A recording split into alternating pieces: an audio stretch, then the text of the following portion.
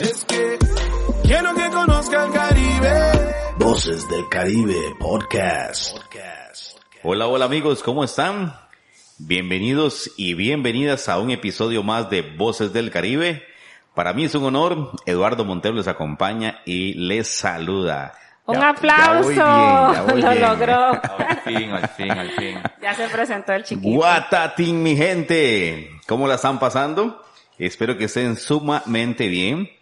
Y nosotros muy contentos, ¿verdad? Porque está creciendo el podcast de Voces del Caribe. Ya superamos, si no me equivoco, los 1,000 seguidores. Así que yo creo que merecemos, compañeros, un aplauso porque este podcast de Voces del Caribe en realidad le está llegando a muchas personas. Y no solo en Costa Rica, sino también en el extranjero, ¿verdad? Como les comentaba en el podcast anteriores, ¿verdad? Gente de España, de Nicaragua, de Colombia, de Estados Unidos, de Suiza nos están siguiendo también. Así que Voces del Caribe, ahí vamos con bastantes temas para que conozcan y vengan a visitar, por supuesto, el Caribe. Muchachos, Tony, Marixa, ¿cómo están? Bienvenidos. Muy bien, Eduardo. Hola. Bueno, yo antes de presentarme quisiera, pues, dar nuestro sentido pésame, Eduardo, y Tony, y el querido invitado, a una persona que hoy nos deja, que es don Mauricio Salazar, conocido como Chimurri. Él fue un cofundador de ATEC, ¿verdad? Y un personaje muy importante acá para la comunidad de Puerto Viejo. Entonces, nuestro más sentido pésame para la familia el día de hoy. Es correcto, Mari. Voces del Caribe se une a ese sentimiento, ese pésame. Sin duda alguna, la memoria de don Mauricio Salazar, conocido acá en Puerto Viejo y en muchos lugares como Chimuri, va a hacer mucha falta en el Caribe. Exacto. Un luchador, un visionario, podríamos decirlo también, una gran persona, un gran ser humano que ha sido llamado y sin duda alguna nos unimos a ese dolor. Pues sí, Eduardo. Sí, Mari. Y pues todavía, pues, lo que todavía creo que impacta un poco más es que tan solo hace unos días, de hecho, en el podcast que grabamos con Tirsa, estuvimos comentando de que él era alguien que queríamos, pues, que estuviese aquí, porque precisamente por lo mismo que ustedes dicen, ¿verdad? Todo el recorrido y reconocimiento y el conocimiento que él nos pudo haber aportado a este podcast, pero bueno, se nos adelantaron un poquito. Exactamente, así que mucha fuerza por la familia, de parte de Voces del Caribe, un fuerte abrazo, ¿verdad? Sí. Bueno, el día de hoy tenemos un invitado especial todos los días, la verdad.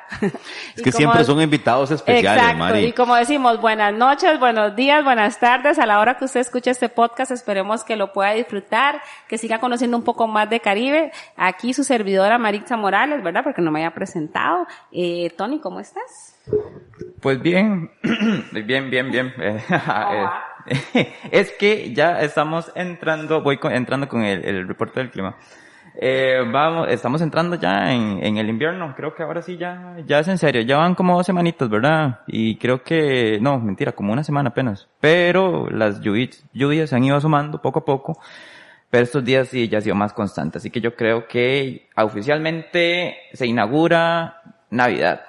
Pero aclaremos, Tony, no es que llueve todo el día, ¿verdad? El clima está perfecto porque hace sol durante el día y en la tarde, noche es que empieza a llover. Entonces, para mí ese es el clima perfecto. Ay, sí, exacto, sí, para que no se me espanten, no, después se me espanten. No, aquí el clima lluvioso es solcito en el día, lluvia en la tarde-noche, en la madrugada, apenas para dormir, entonces creo que, y ese es el clima que a mí más me gusta.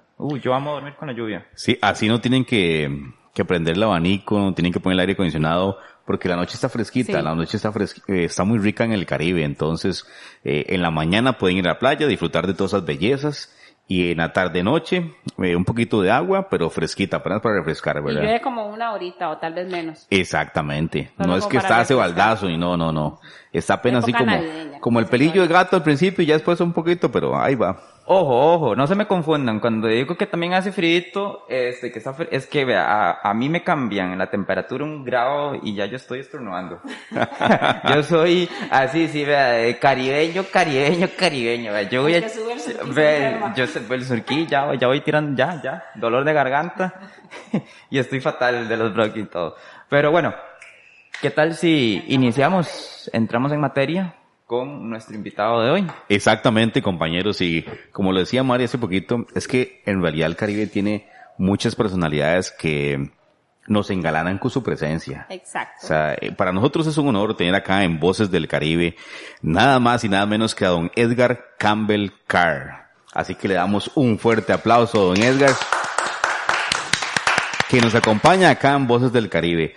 Don Edgar ha sido educador, ha sido agricultor, expresidente del SEC, del Sindicato de los Maestros, ex vicepresidente de la UNAFUT, ha fundado una cooperativa afro del cacao, profesor universitario y también es un maestro chocolatero. O sea, de verdad que don Edgar, y como en otros episodios también, hoy vamos a tener una cátedra Exacto. de información, de historia, de conocimiento, que amigos, bienvenido. ¿Cómo está don Edgar? Muy bien ustedes y muchas gracias por la invitación. Quiero unirme al sentimiento de pésame por la partida de nuestro querido amigo Mauricio, compañero de lucha, y me acuerdo que en algún momento pues nos consolábamos en nuestras situaciones, porque Mauricio fue de esas personas que siempre tenía un gesto amable, siempre estaba construyendo soluciones a los problemas que teníamos en la comunidad, y eso pues creo que Puerto Viejo y el Cantón de Talamanca lo va a resentir mucho, porque no hay muchos Mauricios. Él era un Exacto. ser muy especial, que el Señor lo tenga en su gloria. Así es. Para nosotros también la noticia fue muy fuerte esta mañana que nos enteramos, y prácticamente sería bueno también, compañeros, casi que un programa especial para resaltar todos esas cualidades que tenía don Mauricio, ¿verdad? Y que le Así aportó es. tanto al Caribe, ¿verdad? Exacto. Don Edgar, cuéntenos, ¿quién es don Edgar Campbell? Para que la gente sepa un poquito con quién estamos hoy. Don Edgar Campbell es un limonense, de verdad. Es oriundo del Caribe Sur, aunque no nos criamos en el Caribe Sur por cuestiones de formación. No dejábamos de venir.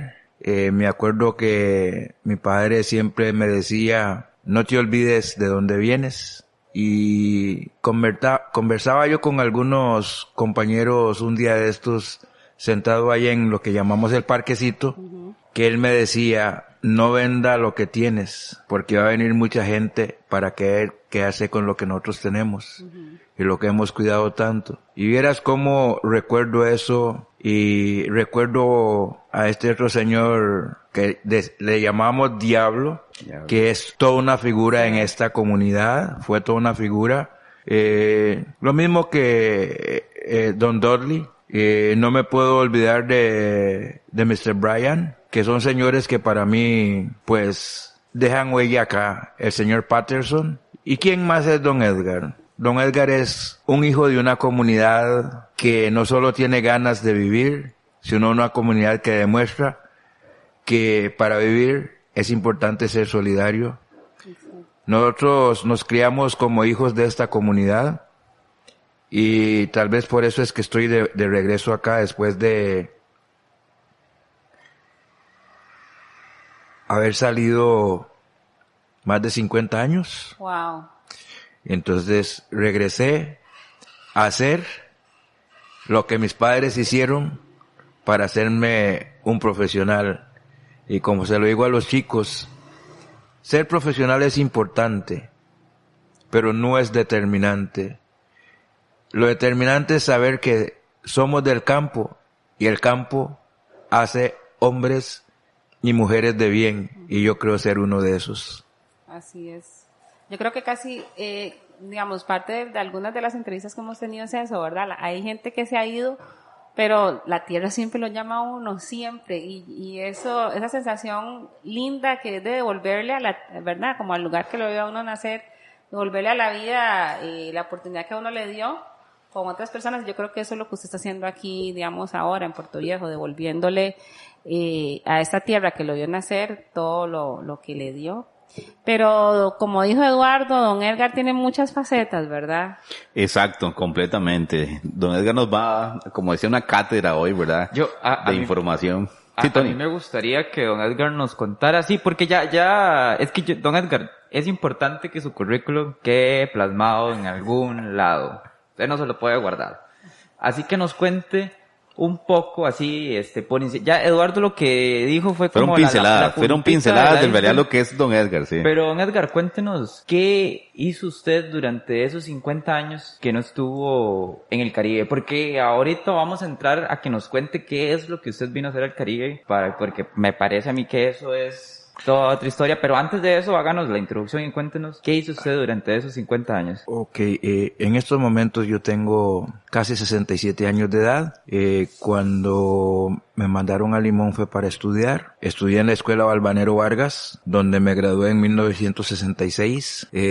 Colegio de Limón, donde me gradué en el 73. ¿Es el liceo? Colegio Diurno de Limón. Diurno. En el Colegio de Limón, en 1972 fui presidente estudiantil, porque siempre he sido así, muy inquieto. En mi infancia me gustaba mucho el deporte, jugué mucho al fútbol, un poco de básquet, un poco de béis. Después de eso, ya graduado, fui a estudiar al Instituto Tecnológico de Costa Rica, donde estudiaba ingeniería industrial, con énfasis en mantenimiento industrial, carrera que no terminé, porque casi faltando un año para terminar la carrera, pues me casé y comenzamos a hacer familia. Tengo 2 hijas, Vilma y Miriam, tengo un hijo, Emanuel, y tengo 2 nietas hermosas, Ariani e Isis. Después de haber ido a estudiar al Instituto Tecnológico de Costa Rica, regresamos a Limón y empezamos a trabajar en el ICE, en la planta térmica de Moín. Terminando mis labores ahí, me acuerdo haber ido al Colegio de Limón a conversar con quien fuera mi director, mi profesor de estudios sociales, don Jerónimo Mates, y le dije que necesitaba trabajar porque tengo una familia que atender, y él me llevó a la Dirección Regional de Educación de Limón y fui nombrado como maestro, como profesor de español. Como a los 15 o 20 días llegó una persona mejor calificada, entonces se le dio el puesto y a mí me pasaron a la biblioteca del Colegio de Limón, donde estuve por aproximadamente 5 años. Wow. Y aprendí un montón de cosas. Aprendí a ser un poquito más ducho en la lectura. En toda esa historia es digno recordar el cuerpo de maestros y profesores que tuve la dicha de tener. Tuve maestros que marcaron mi vida. En eso puedo hablar de Alexis Ramírez Hernández, que fue mi maestro de primer grado, Vernon Hilarión Francis, que fue mi maestro de 6º grado, y tantos profesores buenos que teníamos en el Colegio de Limón, que cómo olvidar a Jorge Winchín Sandí, Lloyd Pritchard, cómo olvidar a Seña Meoño, Carlos Gutiérrez, tantos que bueno, después de eso, y ya en el campo de la educación, trabajando en el Colegio de Limón, 5 años, salí del Colegio de Limón a trabajar al Valle de la Estrella, a Vesta del Valle de la Estrella, donde estuve como casi 4 o 5 años. Ahí sí ya como maestro. Como maestro. Igual de español. No, maestro general. Entonces me acuerdo que se hizo unos exámenes para mejorar nuestra formación y ganamos varios compañeros de Limón el curso, los exámenes. Y el grupo en la Universidad Nacional estaba conformado por compañeros de San Carlos, de Naranjo, de Pérez Celedón, de Grecia, pero se llamaba el Grupo de Limón. Porque la gran mayoría de nosotros éramos, para decirlo bien, un montón de negros que estábamos yendo a la universidad.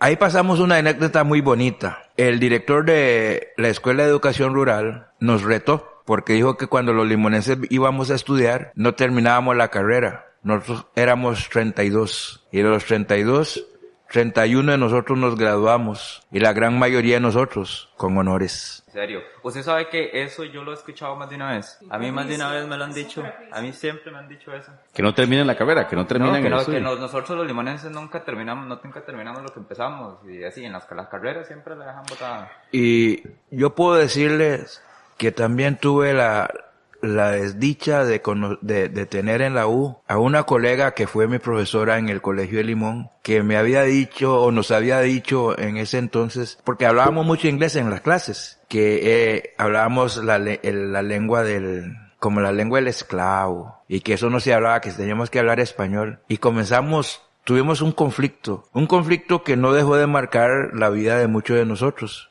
porque estaban avasallando nuestra lengua materna, para decirlo de alguna manera. Sin embargo, en la universidad se dio un encuentro que podía también ser como un desencuentro, en el mismo sentido. Y entonces yo le dije a la profesora, ¿usted se acuerda en el año 1968, cuando usted era profesora de español en el Colegio de Limón? Y estábamos en la sección 2-4, un grupo que estaba conformado por fulano, sutano, mengano, perencejo.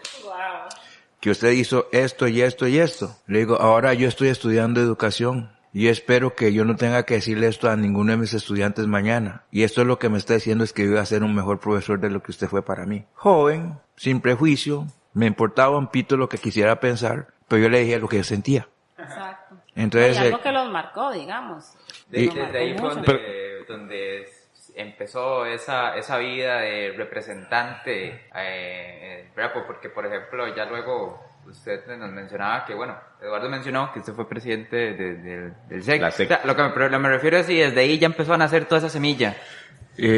Esa inquietud nace porque el que nace en Limón nace en un pleito. Sí. Y usted tiene que prepararse para pelear, porque a ningún limonense se le da nada, todo lo tiene que conquistar.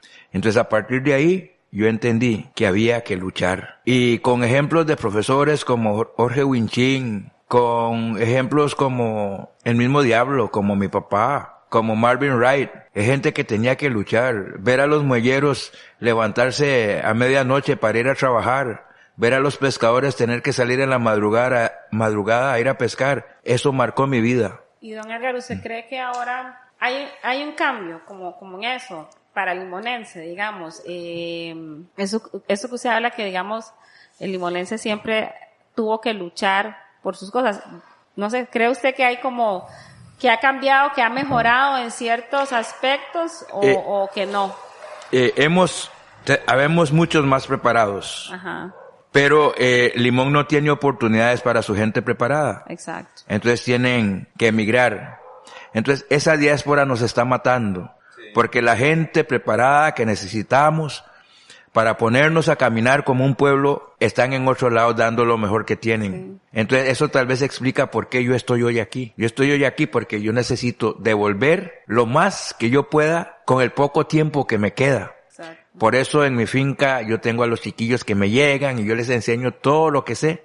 Y por eso yo quisiera no solo tener ese proyecto, tener muchos otros proyectos y participar en muchos otros proyectos. Ya que toca el tema de proyectos y de la finca, bueno, don Edgar, a lo que hemos escuchado también es un hombre que nace de esas son sus raíces, ¿verdad? Porque en el tiempo, pues yo no diría que de antes, el problema de ahora es que siento que muchos de nuestros ancestros vendieron la tierra, como usted mencionó, y eso de tener su finca, ir a sembrar, pues también se ha perdido, porque ya no está como eso que se le inculcan a los chicos, y creo que este proyecto que usted tiene es muy interesante por eso. Entonces cuéntanos un poquito sobre ese proyecto de la finca. Vamos por partes. Okay. Ese como ya usted va mencionando, hay que ir diciendo. Porque Eduardo me dijo que le explicara la trayectoria. Estando yo en educación en el Colegio de Limón, un compañero que se llama Clark Brown Pluma, que ha sido un sindicalista toda la vida, me reclutó. Me paso al Valle de la Estrella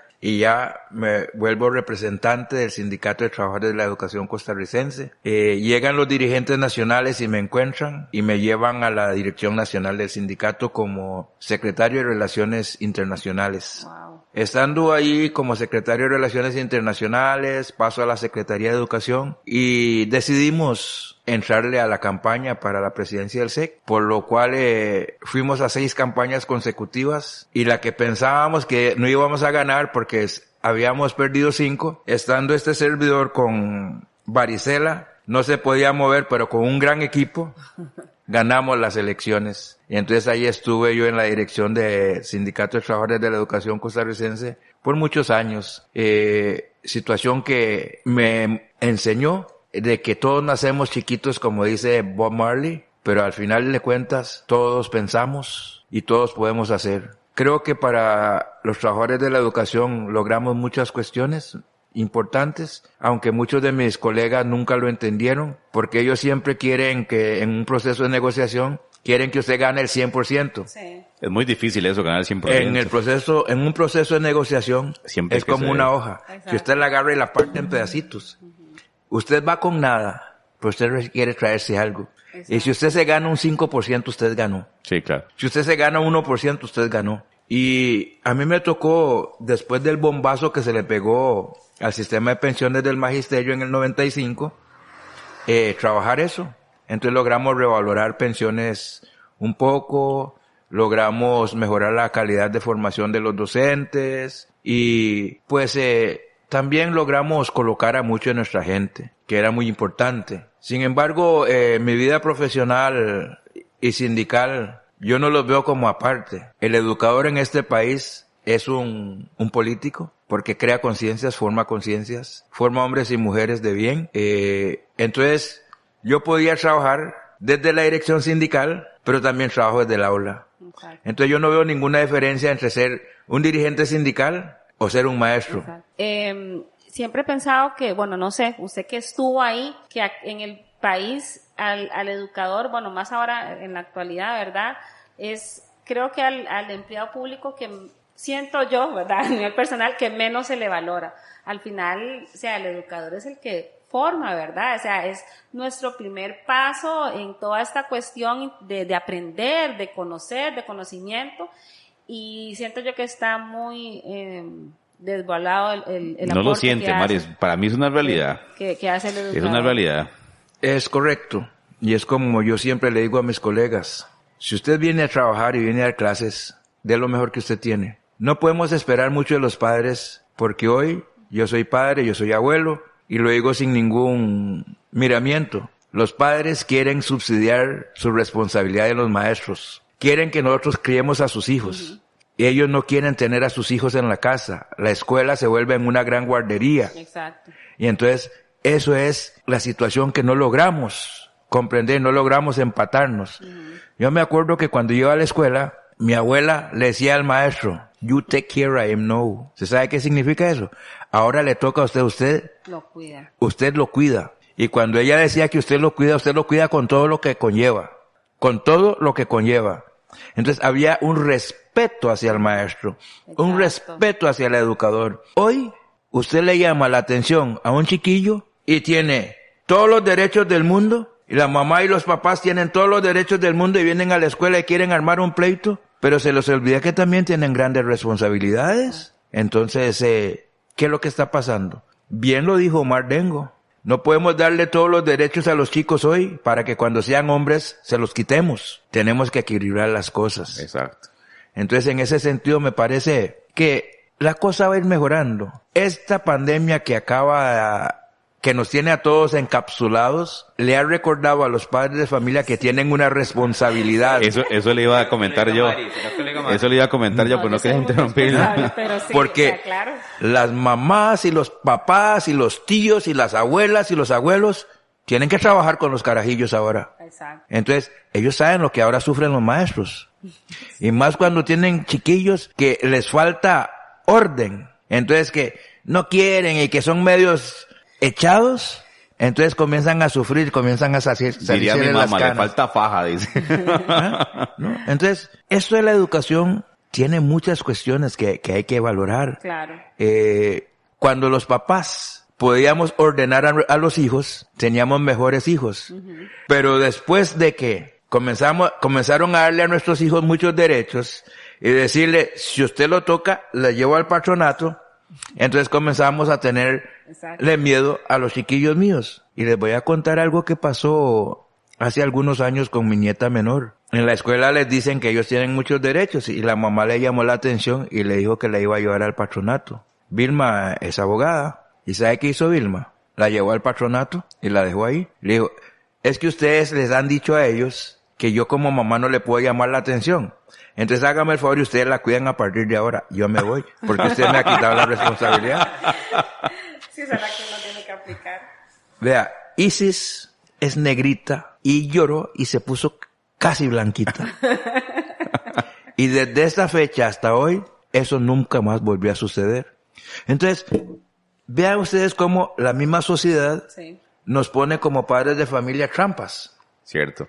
Trampas, porque nos inhibe poder corregir a nuestros chicos. Bueno, ya, los valores. Y eras que me tienen así como educador, padre.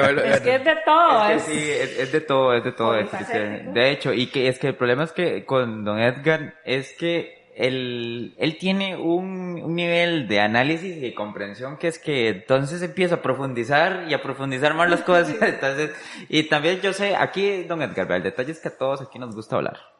Entonces no hay problema. Entre nosotros nos ponemos ahí un poquillo los frenos. Pero bueno, entonces, si gusta, podemos ir pasando un poquito a lo que ataña más a la hora. No, nada más que nada también para que don Edgar, porque, por ejemplo, yo dije una pincelada de lo que él en realidad fue, pero todavía faltaba más en esa lista. Sí, ¿puedo irlo comentando ahí, don Edgar, un poquito? Exactamente. Bueno, como miembro del Sindicato de Trabajadores de la Educación Costarricense, la Confederación Rerum Novarum me asigna como uno de sus miembros a la Asamblea de Trabajadores del Banco Popular. Ahí estuve en la Asamblea de Trabajadores por aproximadamente 8 o 9 años. Toda una experiencia en organización, en cuestiones políticas, en conocer el entretejido de la dirigencia social de este país. Eso es muy importante porque a veces creemos que los problemas los tenemos solo acá en Limón y resulta que el problema es común en todo el país y por eso nos encontramos con muchos luchadores, sindicalistas, solidaristas, comunalistas, etcétera, etcétera. Pero todos estamos buscando el bienestar de la mayoría y muchos de nosotros pasamos nuestras vidas en este tipo de cuestiones. Siendo miembro de la Asamblea de Trabajadores del Banco Popular, se me da la oportunidad de ser directivo de Popular Pensiones, donde estuve casi 2 años y medio. Toda otra experiencia de estar dirigiendo una de las operadoras de pensiones más importantes de este país, como es Popular Pensiones, y que es del Banco Popular, que es el Banco de los Trabajadores. Pasa esa etapa y ya a punto de jubilarme, entro en la cuestión del fútbol. Yo soy muy limonense, entonces yo seguía el equipo por todo lado y la dirigencia del Limón Fútbol Club me asigna como su representante ante el ONOFUT, donde se me nombra como vicepresidente, una labor no muy fácil, pero una experiencia importante. El fútbol, más que un deporte, es una industria. Y una industria que mueve mucho dinero en este país. Claro. Muchísimo dinero. A nivel mundial. Y pues ahí fui aprendiendo y conociendo también dirigentes del fútbol y dirigentes del deporte en el país. Eso me parece que lo ayuda a uno a crecer. Pero quisiera regresar al campo de la docencia. Esa es su pasión. Terminando mis funciones como secretario de Educación en el Sindicato de Trabajadores de la Educación Costarricense a finales de la década de los 90, voy como director a la escuela Corazón de Jesús de Acerrí, una escuela donde teníamos un grupo de trabajo que había que convertirlo en un equipo de trabajo. Labor que me duró como 1 año, pero logramos hacer un equipo. En esa escuela estuve como 8 años y allí tuve la oportunidad de ser nominado para el premio de educación Mauro Fernández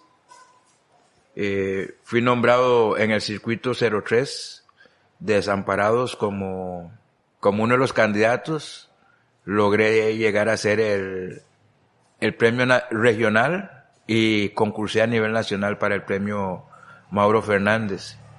Creo que el llegar a ser un premio regional de educación fuera de su comunidad es un súper logro.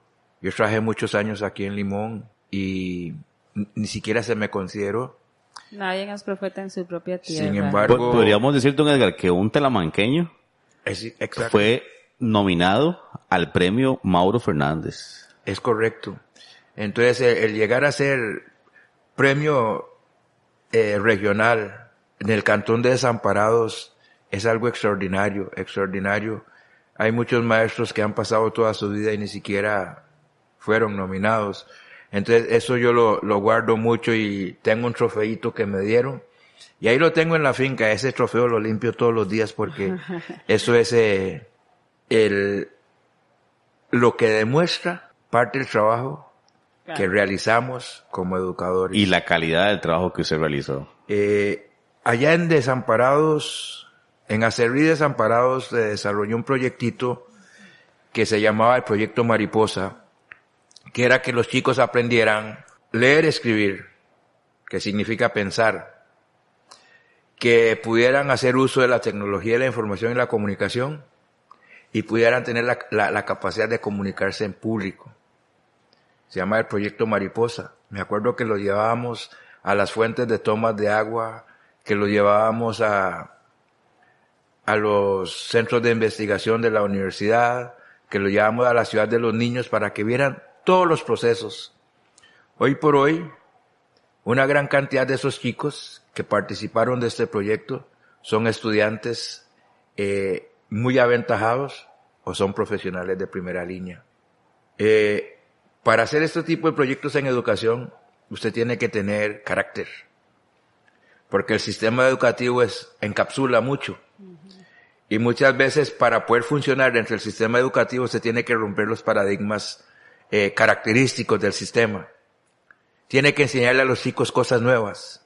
Y lo más importante es que aprendan a pensar. Y yo no pierdo la fe de que aquí en Puerto Viejo, con los chiquillos que tenemos aquí, podamos lograr esto.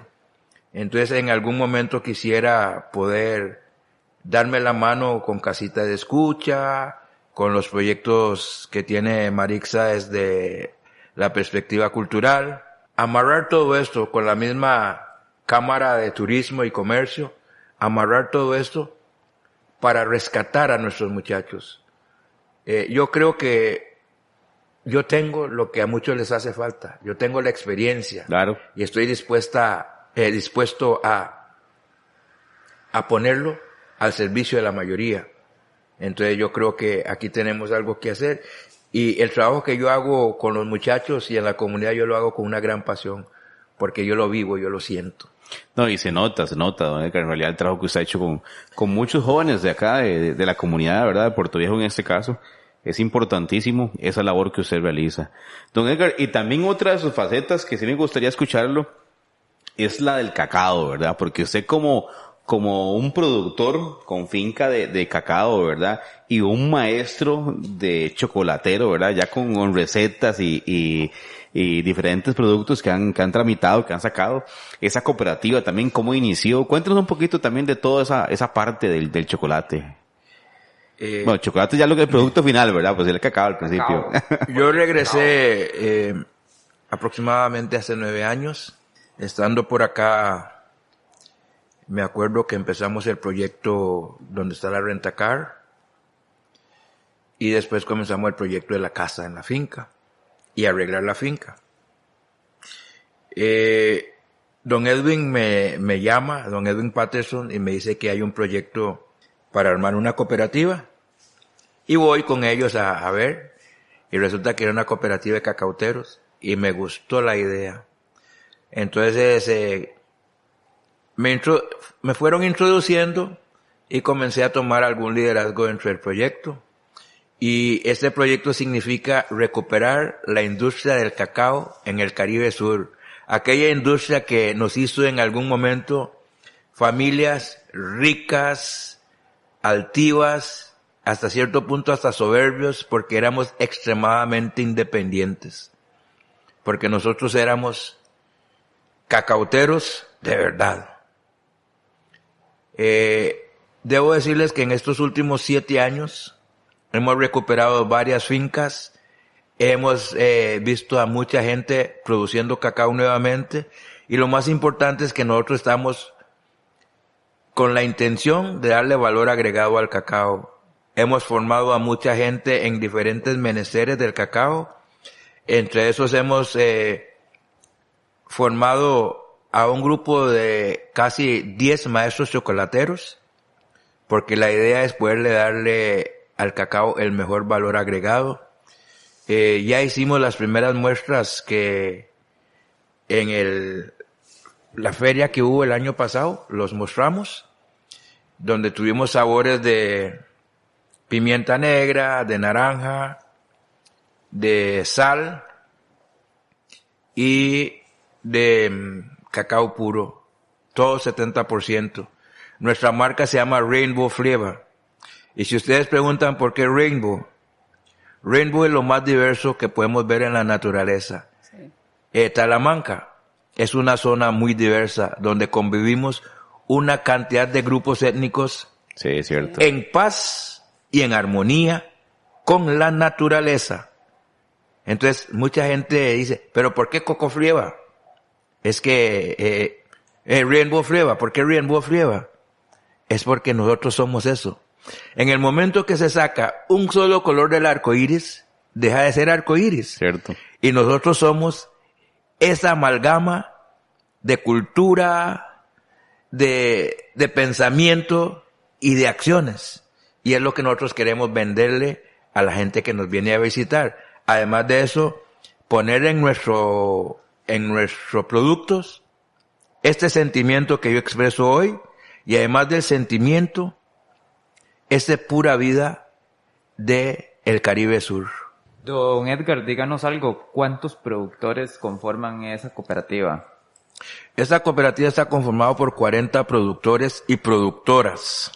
Lo importante en esta cooperativa, si bien es cierto, es un proyecto que nació para darle un espacio a los productores afro del Caribe Sur, nosotros tenemos productores negros, blancos, indígenas, chinos, de todo lo que hay aquí, porque ese concepto de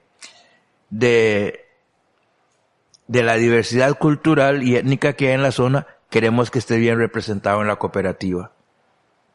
Wow, de hecho, toda la razón. En realidad, en Talamanca, la gente pensaría que aquí nada más hay negros o hay indígenas. Pero yo no recuerdo la última vez, pero solamente aquí en la costa, si no me equivoco, aquí viven más de 40 nacionalidades diferentes. Solo imagínense ustedes lo que yo creo que más, Tony, más. Yo creo que más. Yo recuerdo fue hace años que lo vi, sí. No me acuerdo dónde fue que lo leí, pero que fue en la universidad, si no me equivoco. Y claro, ahora me imagino que son muchos más. Sí, es que como dice don Edgar, aquí nosotros somos una diversidad increíble que hay acá, no solamente de gente que durante los años han venido acá como turistas, como que cayeron aquí pues de la nada sin quererlo, y que se han quedado y se han apropiado también del lugar, y que ahora ya también hay generaciones. No, y han compartido su cultura con nosotros y nosotros la nuestra con ellos también, ¿verdad? Claro, por supuesto, somos digna representación de las Naciones Unidas aquí. Exactamente.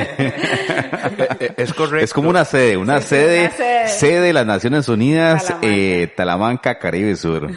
Yo, cuando se dan las luchas sociales acá en Puerto, por las diferentes situaciones que se presentan, yo veo una comunidad que se manifiesta. Y cuando hablo de una comunidad que se manifiesta, no es que se manifieste el negro, el blanco, el rojo. Todos se manifiestan. El que tiene mucho, el que tiene poco, todos se manifiestan porque ahí vemos el sentido de comunidad. Ahora con esta pandemia que estamos viviendo, he tenido la oportunidad de observar cómo esta comunidad se cuida. Sí. Esta comunidad, he visto a estos muchachos ir hasta allá a la montaña a entregarle alimentos a nuestros mayores. He visto como la cámara, los comercios, las asociaciones, todo el mundo funciona. Entre nosotros aquí, uno pasa un poquito por ahí, otro poquito por ahí. Ese concepto de solidaridad es la que nos hace a nosotros diferentes. Yo no sé si ustedes han observado que Puerto Viejo es como un imán. Sí, claro, sí. Lo que viene aquí no se puede ir. No. No es que no se quiere ir, no se puede ir. ¿Por qué? Dígamelo Porque a mí. es esa vibración que tenemos, ese concepto de vida que hay aquí, que algunas veces pareciera como que el reloj no camina. Eso sí es cierto.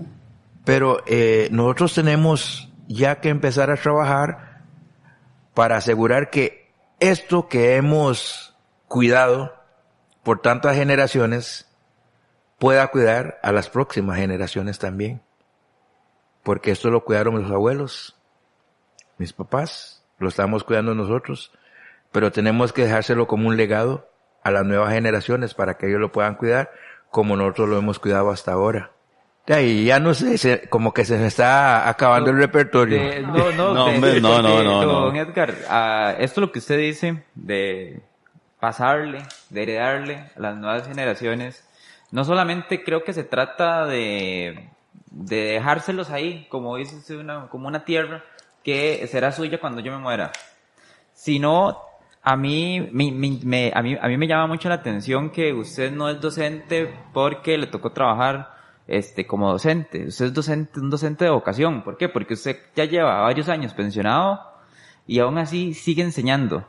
Ya no lo hace desde las aulas, ahora lo hace desde su finca, porque su proyecto de cacao, no solamente se trata de pues sembrar cacao, hacer un producto y comercializarlo, sino también hay todo un elemento en el cual usted dedica a esa finca un espacio para que los jóvenes vayan y puedan aprender. Digamos, por ejemplo, yo conozco y he visto mucha gente, por ejemplo, estudiantes de la ER en su finca, que van ahí y hacen sus prácticas, y me imagino que también de otras universidades públicas también lo realizan. Entonces, ¿por qué no nos cuenta un poquito como de ese enfoque educativo? Esa, como usted nos contaba ahora, esa finca, que es una finca integral. La idea de la finca es, primero que nada, conservar el patrimonio. Segundo, recuperar el concepto de mantener la despensa llena, soberanía alimentaria. Además de, por mi vida como docente y la relación que he tenido con diferentes compañeros, amigos y colegas, es que hemos podido abrir la finca a las universidades, porque tengo varios compañeros de colegio que son directores de diferentes carreras en las diferentes universidades, además de que por relaciones que hemos tenido con otra gente, pues hemos logrado eso. ¿Cuál es el objetivo de que los estudiantes de las universidades lleguen a la finca? Ellos tienen los laboratorios, tienen la oportunidad de todo el conocimiento científico nuevo. Entonces, en ese conocimiento nuevo, que es muy académico si se quiere, tienen que ponerlo a prueba en el campo. Entonces, ellos me traen el conocimiento fresco y yo les comparto el conocimiento empírico. Entonces, hay una relación de dando y dando. Un intercambio, sí. Un intercambio importante. Eso le permite a los muchachos practicar, y no solo practicar, sino poder validar muchas de sus teorías. Además de que eso hace con nosotros una gran relación. La gran mayoría de los muchachos que han venido de la ERT son estudiantes africanos, casi adoptados por este servidor, porque cuando no tenían oportunidad de salir en las vacaciones a ningún lado, tenían la finca, una casa que se hizo grandísima ahí, y ahí todos cabían. También me llegan estudiantes de Chiapas, me llegan estudiantes de España, me llegan estudiantes de Texas, me llegan estudiantes de Nueva York, me llevan estudiantes de Oregon. Wow. Todos ellos trabajando ahí, aprendiendo y enseñando. Creo que una de las ventajas que he tenido es que gran parte de mi formación fue en inglés. Entonces me permite una comunicación muy fluida. Eso ayuda mucho, inclusive tenemos una relación importantísima con la Alianza Francesa a través de una de sus representantes acá, que ha estado trabajando con nosotros y trae otra gente de otros lados. También tenemos un grupo de inversionistas afroamericanos, que por cierto en estos días vienen a reunirse con nosotros por acá, porque hemos ido cultivando una cantidad importante de relaciones alrededor de la idea del cacao, pero que nos va a permitir ampliar estas posibilidades a otras cosas que podemos tener por aquí. Y yo creo que hay una cuestión que es muy importante que nosotros tenemos de valorar. Hay mucha creatividad en Puerto Viejo, hay mucha iniciativa, hay mucha inventiva. Nuestros muchachos tenemos que abrirles las puertas para que vuelen y no decirles que no se puede. Aquí todo es posible. Hay que enseñarles a disparar hacia el firmamento, no solo para que se apeen una estrella, sino que se apeen todas las que quieran. Aquí hay que dejar de ponerle límites a la creatividad de nuestros muchachos. Hay que abrirles esa posibilidad. Motivarlos, incentivarlos más, todo. porque, repito, digamos en el caso mío, es menos el tiempo que me queda a mí que lo que le queda a ellos. Entonces yo tengo que correr para prepararlos lo más posible para que ellos puedan abrir sus alas.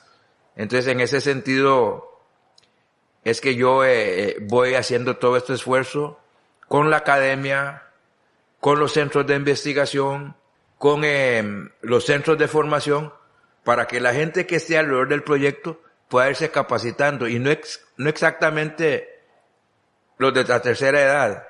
Requerimos agarrar a los nietos nuestros y comenzar a formarlos, hacerlos profesionales, pero en el entendido que del campo no deben de salir.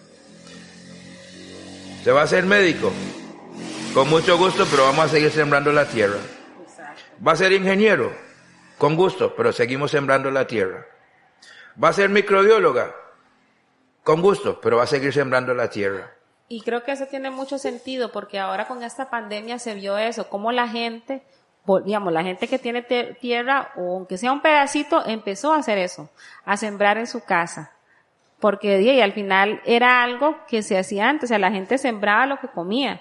Y con toda esta pandemia que hubo, mucha gente volvió a la tierra, a seguir sembrando, a cultivar, al saber que, por ejemplo, Talamanca fue uno de los en este proceso hizo lo de trueque con Aditica, que sacó productos increíbles para hacer este intercambio con otros sectores, otras zonas, sí, por eso, ¿no? Hicieron como este trueque, de verdad, de donar, y cuando yo veía las fotos de la cantidad de producto que se sacó, decía, qué increíble, digamos, y la gente, porque allá vive mucho de la siembra. De hecho, de eso, que fue como una medida, ¿verdad?, de la comunidad para suplir todo el tema de alimenticio que se sabe en ese momento por la crisis, nació también un trueque, un estilo más bien de comercio diferente, porque ahora esta idea se volvió algo permanente, todavía se sigue haciendo, creo que son como todos los fines de semana, o no sé si son cada 15 días o qué, pero la comunidad quedó con el sistema. Dentro de que ahora la gente ya se dio cuenta que es que ya no o podemos hacer un intercambio. O sea, si usted tiene yuca y yo tengo papas, pues no es que yo no te voy a comprar con plata la yuca, si no te la cambio por las papas. Y yo creo que eso mismo de la pandemia nos dio una sacudida y nos enseñó la importancia de volver a la tierra. Yo creo que don Edgar eso lo tiene muy claro, la importancia de volver a la tierra, y que nosotros como jóvenes y como personas rurales nos sintamos orgullosos de eso y no perder el hecho que nosotros vinimos de la tierra y tenemos que mantener eso y sentirnos orgullosos. Algo que yo quería también agregar ahí era de no perder las raíces, ¿verdad? De a dónde venimos, podemos ir, pero ojalá volver, ¿verdad? Sí, exacto. Y seguir produciendo, inclusive también lo que decía don Edgar de la tierra. Me quedaba también una duda con lo que decía don Edgar de que su profesora prácticamente lo regañó por estar hablando inglés.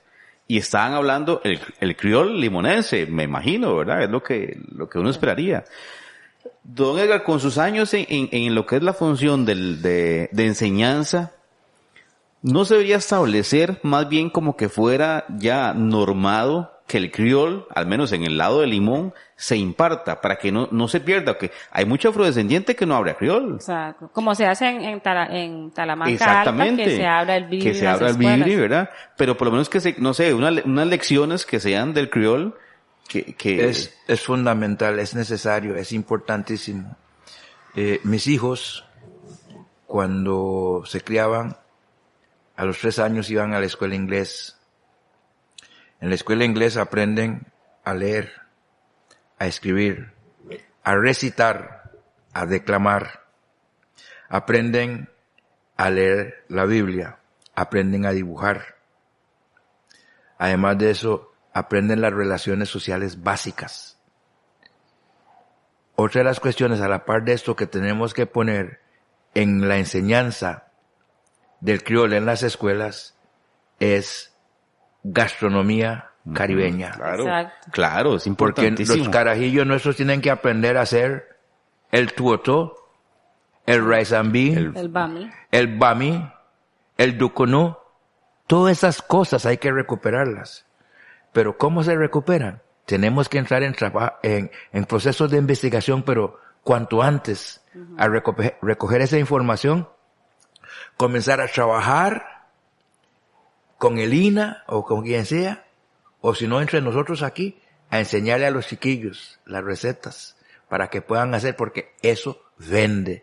Talamanca es una zona turística, entonces tenemos que sacar todo lo que es nuestra reserva gastronómica y ponérsela al mercado enfrente. Claro. Eso produce plata. Claro, Sí. definitivamente. Y, don Edgar, ¿algún mensaje que usted le daría a la juventud de hoy? Muchachos, ustedes no son el futuro, ustedes son el hoy. Y entendiendo que ustedes son el hoy, tienen que empezar a volar ya. Su límite es el cielo.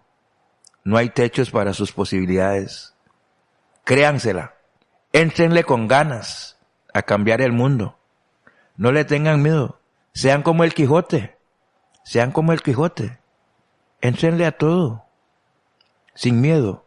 Pero respetando y exigiendo respeto. Claro. Muchas gracias, claro que sí. Ahora que hice el Quijote, ¿todavía se lee el Quijote en el, Claro en que el sí, colegio? sí, todavía se lee el Quijote, sí. Pero ya solamente se lee el primer volumen, ya el 2 lo quitaron. Eso es lo que iba a ir, digamos, como para hacer un pequeño cierre. Yo creo que también cosas que han ido cambiando como el chip de yo no soy muy viejilla, ¿verdad? Pero digamos, uno todavía puede comparar la educación de uno con la de ahora. Y siento que sí hay cosillas que se han ido quitando y que sí eran fundamentales. Por ejemplo, yo sí recuerdo haber ido unos años a la escuela inglés en Limón, en la metodista, porque ¿qué era? Uno iba a la escuela normal de español, en el horario, digamos, si a mí me tocaba en la escuela normal uno dice normal, pero en la escuela de español en la mañana salía, llegaba a la casa, almorzaba, me cambiaba y tenía que ir a la escuela de inglés. O sea, iba 2 veces a la escuela. Entonces era todo en inglés y bueno, por cosas, no sé, ya y al final no lo terminé de hacer. Pero creo que eso, como dice don Edgar, era fundamental porque ya uno crecía como con muchas bases y creo que eso es algo que se ha ido como desvaneciendo, las bases y creérsela y como dijo Tony, estar orgulloso como de nuestras raíces. Exactamente. Yo quisiera nada más decirles esto. Yo tuve la oportunidad casi de darle la vuelta al mundo como educador, como dirigente de los educadores, pero lo que me dio esa oportunidad fue el inglés que aprendí en la casa y en la escuela. Y además de eso, los principios que me fueron inculcados. Entonces, representar a los maestros costarricenses a nivel del mundo me permitió un poco más de experiencia. Y esto es algo que yo quiero que los chiquillos entiendan. Pueden nacer allá en Cocles, pero el mundo es suyo. Es nada más salir ahí a abrazarlo. Yo cuando salí de aquí, yo no pensé que ni siquiera que yo era San José. Pero estoy de regreso aquí y ya nadie me puede como picar los ojos para ir a tal o cual lado. No, son experiencias importantes. Exacto. Los que pueden salir, que salgan. Pero formemos a nuestros muchachos. Permitámosles que salgan. Si nosotros podemos becarlos o si ellos pueden conseguir una beca, déselos y que se vayan. Porque nosotros no vamos a estar a la par de ellos siempre. Ellos tienen que aprender a volar. Exacto. Mandémoslos a que empiecen a volar ya.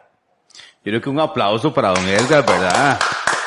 Que sin duda alguna, acá en Voces del Caribe hoy ha sido una cátedra de información, de enseñanza, de hasta consejos, de principios, de todo, ¿verdad? De reflexión. Exacto, también, diría exacto, yo, exacto. De reflexión, porque una más ahí, también otro anuncio antes de cerrar.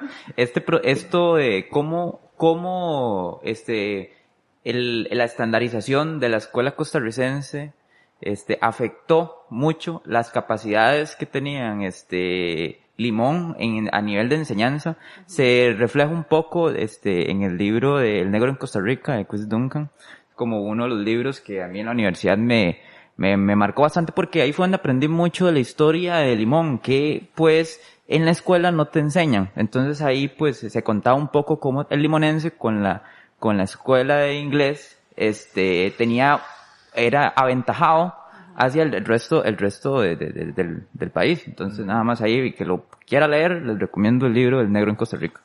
Sí, y bueno, don Edgar, la verdad es que muchas gracias, muy inspirador y como dijo Tony, ¿verdad?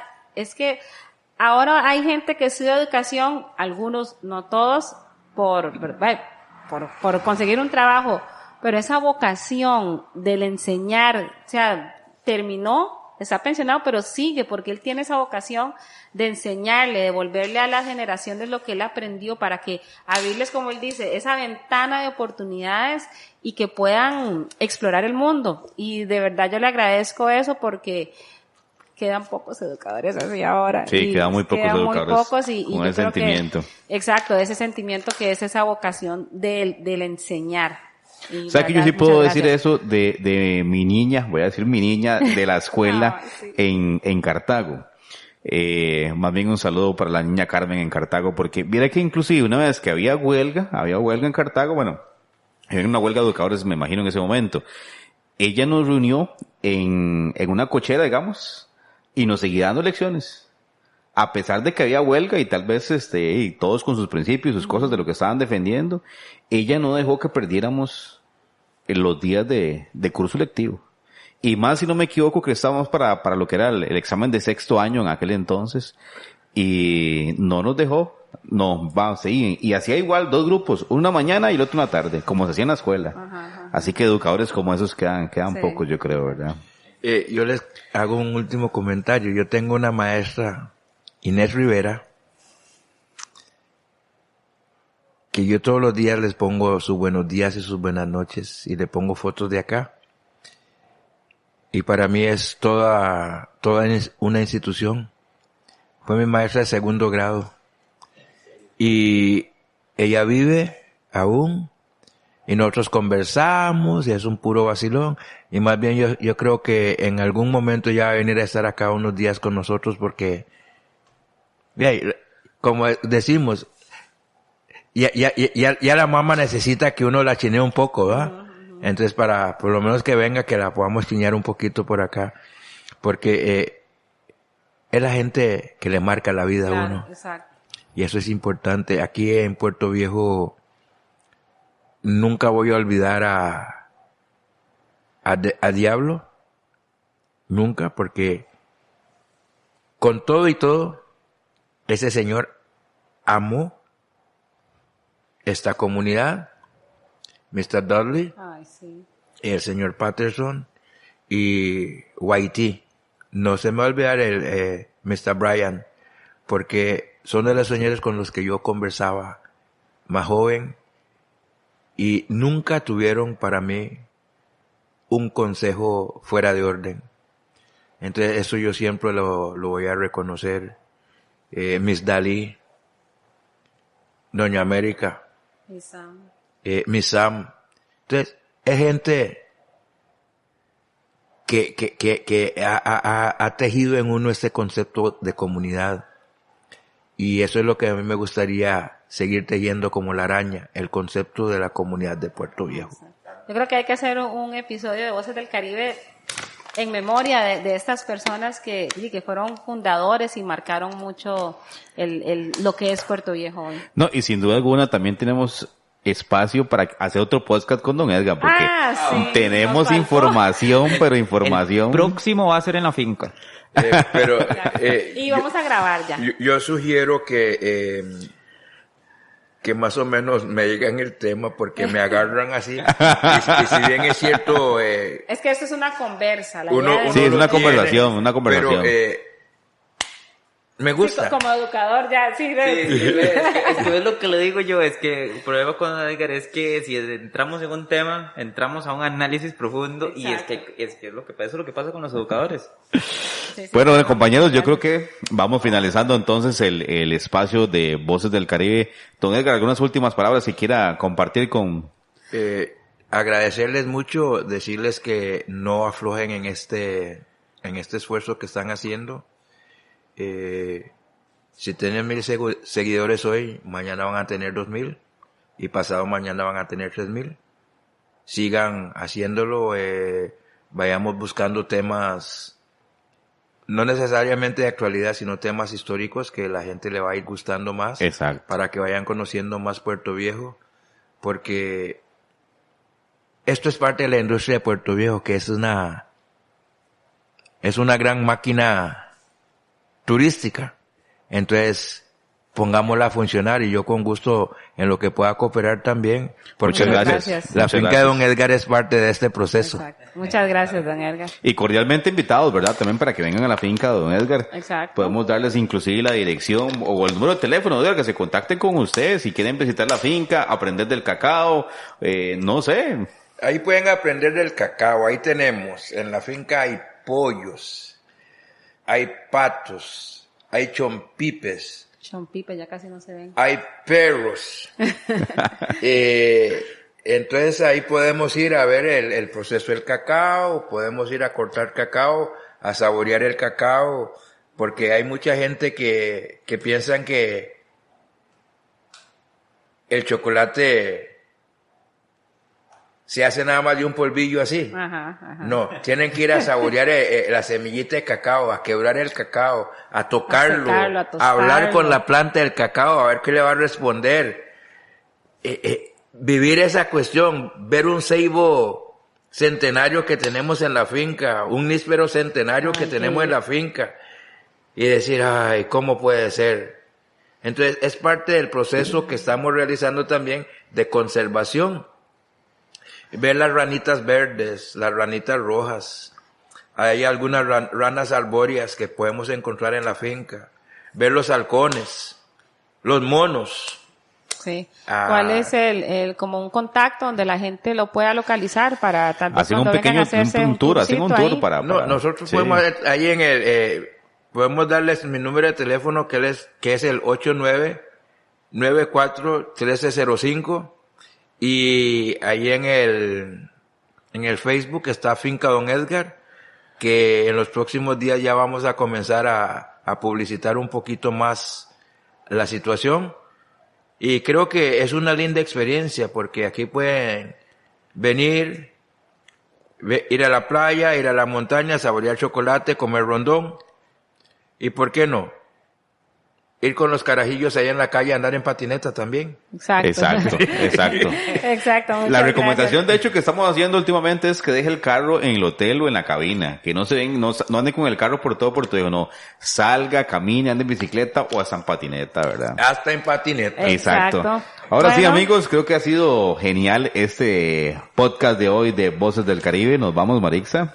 Claro que sí, muchas gracias. Recuerden, síganos como dice Eduardo, lo pueden compartir con el primo, la prima, el novio, la novia, el esposo, la abuela, con toda la familia del podcast. Recuerden La amante también. seguir, bueno, perdón, no sé, Eduardo, por favor, esas cosas, esos temas polémicos, por favor, aquí no,